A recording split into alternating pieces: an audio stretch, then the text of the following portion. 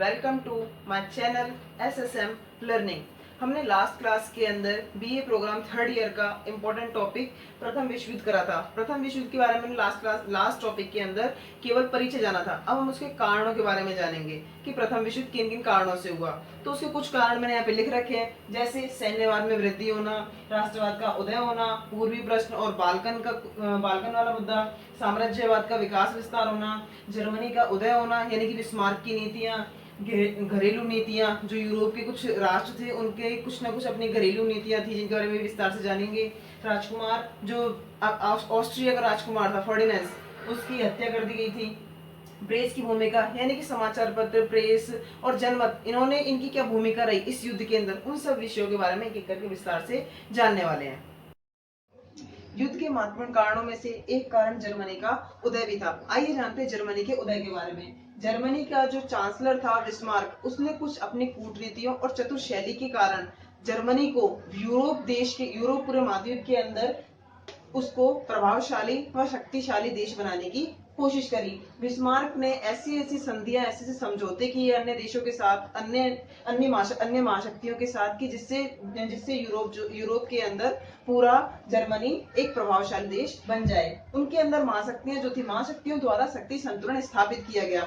महाशक्तियां थी हमारी Germany, Austria Hungary, रूस, ब्रिटेन और फ्रांस। लेकिन फिर भी 1872 के अंदर जर्मनी ने ऑस्ट्रिया हंगरी और रूस के साथ एक संघ बनाया। फिर 1882 के अंदर जाके जर्मनी, ऑस्ट्रिया हंगरी का और इटली का एक त्रिगुट संघ बना, जो रूस था, रूस ने इस संघ से निकल गया था और जाके फ्रांस के संघ से संधि कर ली सन 1891 के अंदर। 91 के अंदर जाके एक संधि कर ली। फिर 1907 के अंदर इनके अंदर ब्रिटेन जुड़ गया और इनके संघ का नाम बना त्रिमैत्री संघ। फिर 1907 के अंदर त्रिगुट और त्रिमैत्री संघ दोनों आपस में एक दूसरे के आमने सामने आकर खड़े हो गए, जिससे पूरे यूरोप महाद्वीप के अंदर संदेह व भय का वातावरण खड़ा हो गया।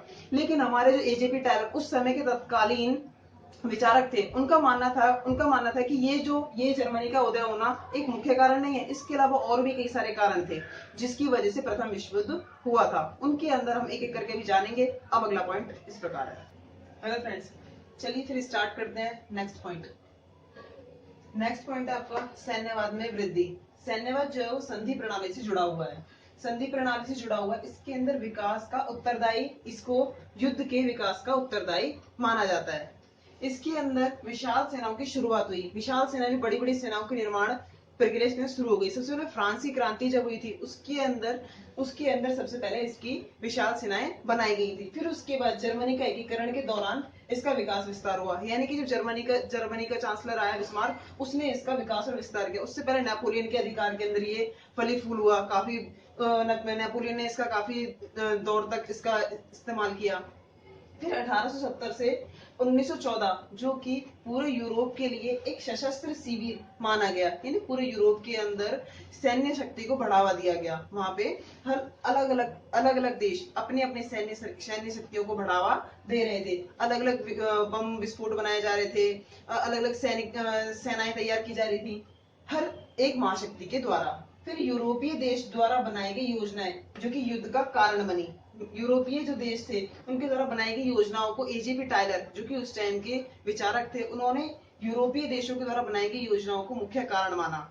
उन्होंने कहा क्योंकि सभी देश जानते थे, सभी देश ये मान रहे थे कि जर्मनी का युद्ध अगर रूस के साथ हुआ है तो फ्रांस के साथ भी होगा। ये उनके लिए बहुत ज्यादा चिंता का विषय बना हुआ था। इसलिए सभी के सभी देश अपनी अपनी शक्तियों को इकट्ठा करने में लगे हुए थे। चार्ल्स डार्विन जैसे विचारकों ने भी सैन्यवाद के अंदर अपना मत प्रस्तुत किया। वो भी कहते थे कि सैन्यवाद जो है इसका अहम कारण है युद्ध होने का, महायुद्ध होने का अहम कारणों के अंदर एक कारण और भी है राष्ट्रवाद का उदय होना। यानी पूरे यूरोपीय संघ था, यानी कि यूरोपीय महाद्वीप के अंदर, पूरे यूरोप के अंदर राष्ट्रवाद की लहर छा गई थी, जिसने राष्ट्रवाद ने पूरे के पूरे यूरोप को अपने आवेश में ले लिया था। इसका सबसे बड़ा असर जो है जर्मनी इटली में राष्ट्रवाद की जब सफलता हुई उस पर देखने को पड़ा। जब जर्मनी इटली के अंदर राष्ट्रवाद की सफलता हुई तो उसकी वजह से पूरे यूरोप के अंदर इसकी राष्ट्रवाद की लहर छा गई।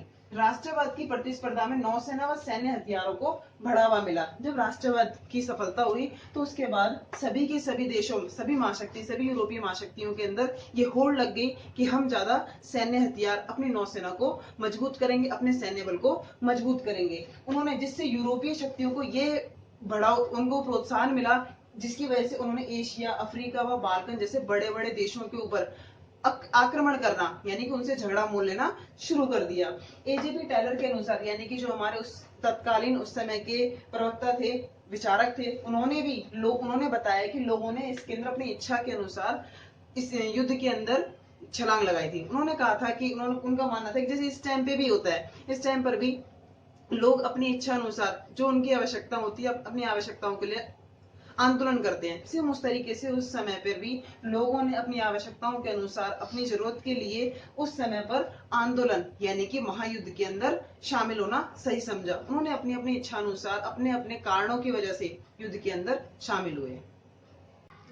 युद्ध के अनेक कारणों में से एक कारण साम्राज्यवाद का उदय भी था।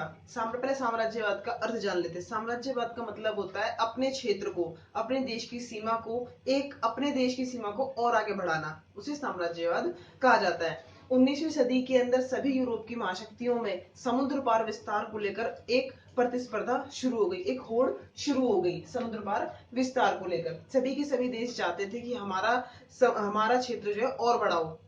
इसमें सबसे आगे ब्रिटिश था, जो कि ब्रिटेन था। ब्रिटेन ने हमारे भारत जैसे देश के ऊपर भी, यानी कि विश्व के 70% भाग के ऊपर अपना कब्जा कर रखा था। जे ऑप्शन, जो कि ब्रिटिश अर्थशास्त्री हैं, उनके अनुसार साम्राज्यवाद आर्थिक कारणों से जुड़ा हुआ था, जो कि पूंजीवाद से उत्पन्न हुआ था। उनका कहना था कि साम्राज्यवाद जो है पूंजीवाद से शुरू हुआ है। विदेशी बाजारों के लिए पूंजीपति सरकार पर दबाव डालते थे।